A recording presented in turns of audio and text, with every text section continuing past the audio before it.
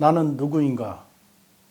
나는 상상력이 풍부하고 선의로 사람을 대하려고 노력하며 밝게 웃고 긍정적으로 생각하고 한번 시작하면 오랫동안 지속하는 편입니다.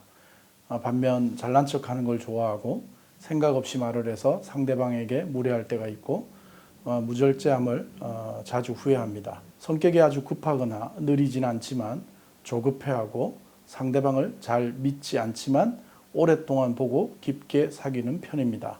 조직에 소속되면 어느 한쪽에 서게 되는 편이기도 합니다. 세상을 바꿀 수는 없지만 한 사람의 삶을 바꾸는 일을 소중히 여기자라는 좌우명을 가지고 있고 이 생을 마감한 후 나의 묘비명에 꿈꾸는 신사 웃으며 잠들다라고 쓰고 그렇게 기억되기를 희망합니다.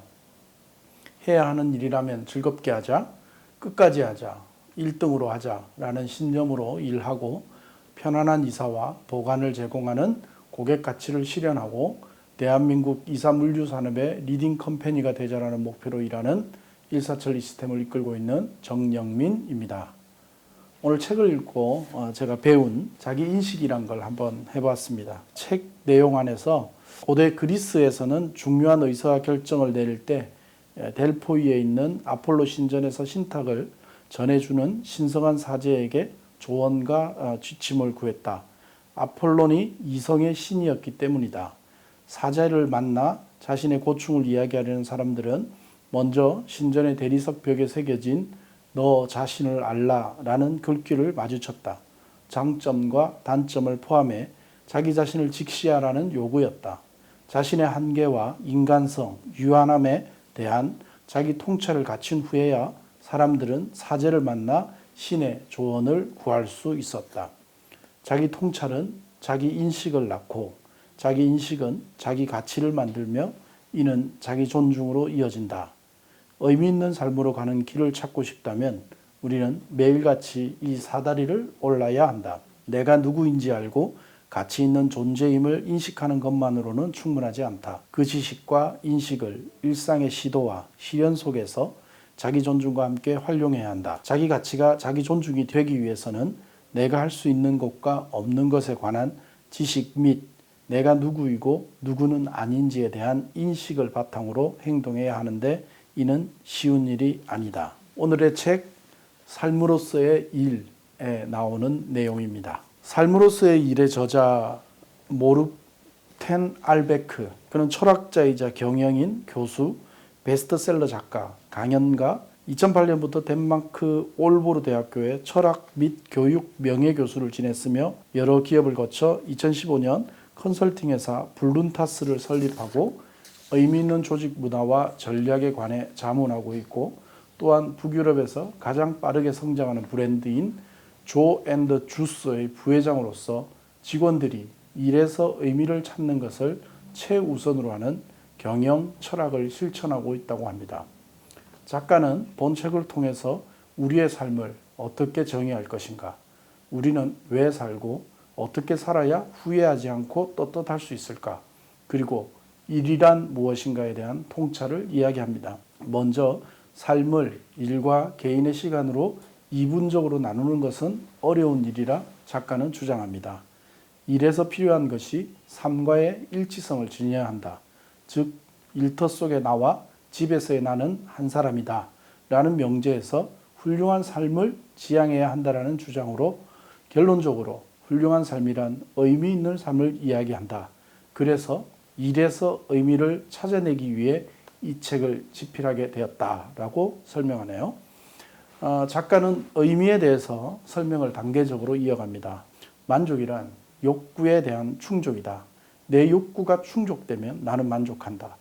기대하는 것이 있는데 그 기대가 실현되면 만족감이 든다. 행복은 순간적으로 모든 것이 아름답게 맞아 들어가는 경험이다. 일시적으로 우리는 중력의 법칙조차 거스를 수 있을 것 같은 기분이 든다. 하지만 이것은 오직 순간에 불과하다. 의미 있다라는 것은 욕구를 실현하거나 잠깐 기쁨이 샘솟는 것과 다르다. 의미란 내 삶이 존엄하고 희망이 있다는 느낌이다. 그러나 의미는 아무 근거 없이 나타나지 않는다. 의미는 만들어진다. 또 끊임없이 시험당하기 때문에 의미를 유지하려면 열심히 노력해야 한다. 일을 하는 사람들에게 일이 의미를 갖는 것보다 더 중요한 것은 없다. 이 책의 목표는 우리의 삶을 전염시키고 있는 무의미함의 전쟁을 선포하는 것이다. 나는 우리 모두가 실존적 자산을 충분히 개발해서 일이나 직원 관리, 돈벌이를 하면서 10억 분의 1초라도 허투루 쓰지 않기를 바란다. 죽기 직전 가치 있는 삶을 살았느냐는 질문을 받았을 때 누구도 말문이 막히거나 횡설수설하는 일이 없기를 바란다. 그렇게 하기 위해 높은 연봉, 거창한 직책명, 차량 지원, 스톡 옵션을 포기해야 한다면 포기하라. 의미 있는 삶이 그 무엇보다도 우선이다. 일과 삶, 그리고 일과 나, 일과 가정, 워라벨에 대해서 부정합니다. 워크 자체, 일 자체에 의미를 부여해야 한다고 작가는 이야기합니다.